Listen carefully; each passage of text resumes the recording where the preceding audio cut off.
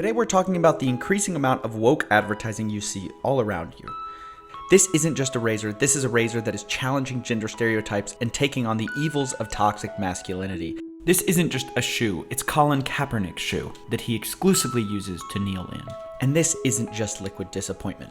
No, this is the drink that supermodel Kendall Jenner uses when she is out there protesting some generic issue. While medium-sized corporations like Ben & Jerry's and Patagonia have used woke advertising pretty much as long as they've been around, it seems that even the biggest companies are beginning to dip their toes into the woke world, which is surprising since large companies with a diverse customer base usually avoid controversy like the plague, but now are purposely courting it with woke advertising. Why are companies doing this, stepping into social issues when all they do is sell razors? To understand this, you first have to know the rules of advertising have been flipped upside down with new media. In the days of TV land, you paid for an ad spot, got a set number of viewers who were watching at the time, and that was that. But on the internet, you can go viral. In fact, one of Gillette's biggest competitors, Dollar Shave Club, was launched to success like that. That video got them 26 million views. Now, think about how big of a change that is. Suddenly, your ad reach isn't limited by how much money you have. If you can get people to share, your ad can go worldwide without you spending a penny. And this is about more than YouTube videos. All of social media can be used. And while some companies are moving to social media with the same tactics they used in TV land, some are using this chance to pivot. Because growing an audience isn't so much about hawking your product anymore as it is about being funny or relatable. It's only after you pull them in that you sell to them. Today, brands don't just want to run ads before a funny YouTube video. They want to be the funny YouTube video. They want to create a movie with one of YouTube's biggest creators as an ad, yes, but mostly just as a shareable piece of good branded content. And they don't want some generic actor telling you how good their product is. They want me to create personal, branded messaging for you. Because when I say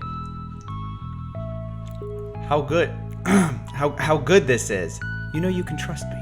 All of this is to create a seamless integration between the ad and what you're already interested in. We can define the shift like this. Brands used to interrupt your regularly scheduled programming. Nowadays, brands want to be a part of your regularly scheduled programming. It's the only way to survive because the old model just doesn't work anymore. We are conditioned to tune out interruptions on our attention. The second you're watching something and a commercial comes on, you grab this.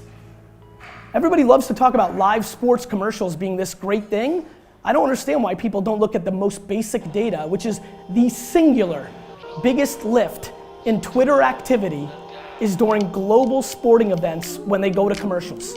And this is where woke ads come into our story. With brands realizing you're exposed to hundreds of ads every day, everyone's trying to find a way to be the one you talk about. They want to find a way to stop you from going to your phone during the break or skipping the ad. They want you to have a conversation about them. And there are many ways to do this, with a funny ad or a clever ad. But another way is to take a strong stance in a pre-existing public conversation, to step into a social movement and take a side. Because then, rather than interrupting, the brand can join the conversation. Even if that conversation is more like a screaming match, advertisers want attention by any means necessary. Not to mention, controversy creates views, shares, and comments from people. Half the audience is bashing the ad and the other half bashes them for overreacting to the ad. And on it goes until you have 28 million views and counting. Now, of course, the real question is the price of this attention worth it?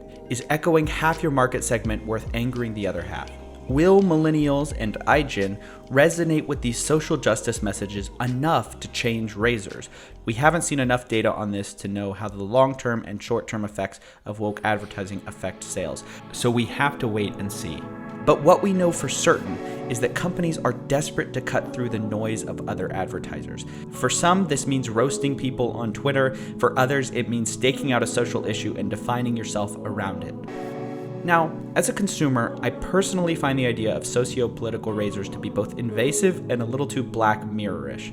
I don't like that it mixes a socially inert product, like a razor, with a social movement. It brings in a political conversation into yet another corner of our lives.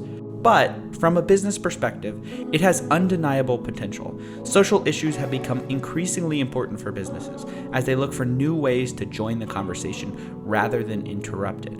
And while large established companies have mainly avoided making social and political stances, we're beginning to see large companies willing to take that risk, knowing that they need to adapt to the changing market. Because as long as they can get your attention, they can get you talking, they can sell to you.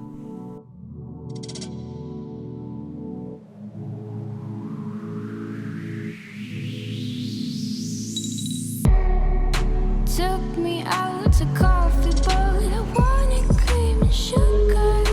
Give me all your thoughts, let's not be by the Thanks for watching that video. Subscribe if you haven't already.